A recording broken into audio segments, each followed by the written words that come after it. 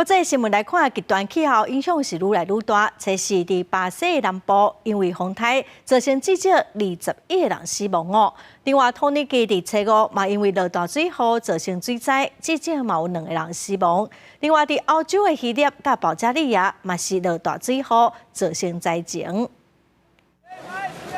巴西南里奥格兰德州的居民以手牵手的方式，将救援艇往头前救，各将灾民送去安全的所在。巴西南部至少有60个城市，伫当地时间初四受到气旋侵袭，造成1650位灾民要去失踪。这条气旋唔能降落边角，引起强风大雨，更加引起大水甲土石流。 因为河水水位涨起来，厝街路也落予大水淹去，造成至少21人死亡，是当地有史以来上致命的天灾。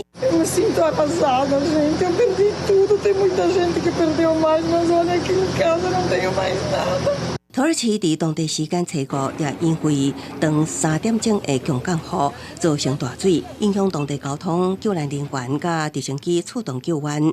地面大雨也伫伊斯坦堡造成至少2个人死亡。18.30 itibariyle etkisini göstermeye başlayan yağış 21.30'dan sonra da hafiflemeye başladı. 大水就像野兽同款，发出真大声音，岔路的水宣泄袂赴，也搁往路上冲。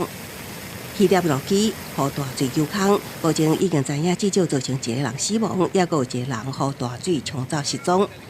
另外，邻国的保加利亚也是一直落大雨，几啊座桥梁风冲海，烟花真侪城市拢变成孤城，至少有2个人死亡。极端气候也搁继续伫全球各地造成致命的灾情。